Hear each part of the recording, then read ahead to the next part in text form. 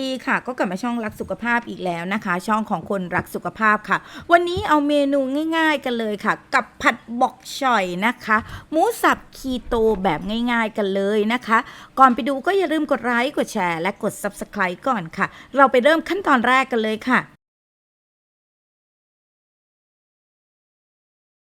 ขั้นตอนแรกนะคะเราก็จะหั่นบกฉ่อยก่อนนะคะ ให้เป็นคำพอเหมาะค่ะ ประมาณโดยประมาณ1 นิ้วนะคะ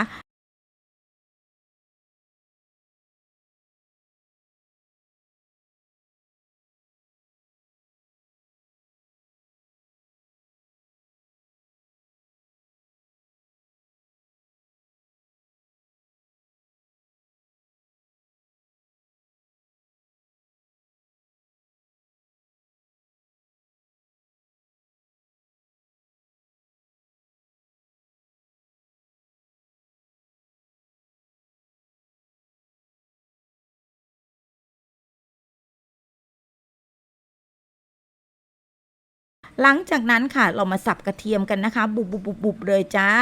หลังจากนั้น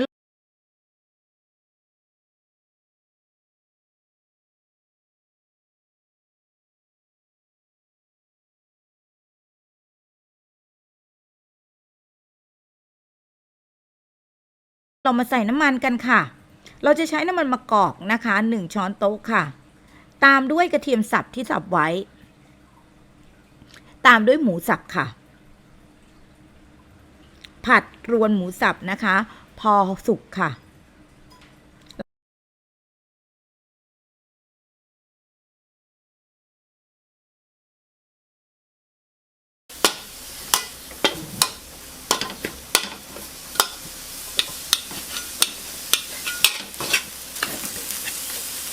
หลังจากนั้นใส่บกฉ่อยลงไปค่ะ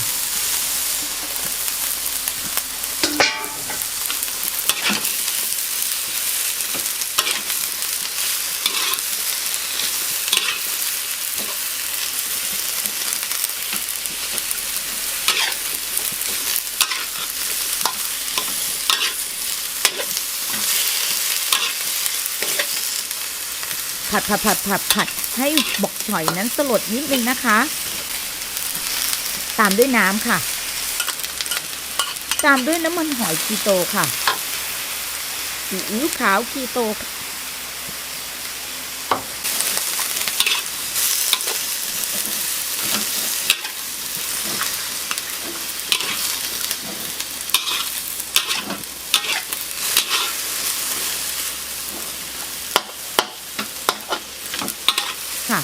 ผัดอีกสักครู่ให้เข้ากันนะคะ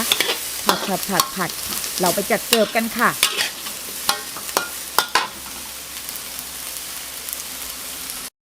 น่าทานขนาดไหนค่ะเป็นเมนูง่ายๆประหยัดเงินสำหรับชาวคีโตของเรานะคะลองทำกันดูค่ะเมนูนี้ทำง่ายมากๆนะคะอยู่หอก็ทำได้แล้วเราเจอกันใหม่คลิปหน้าสวัสดีค่ะ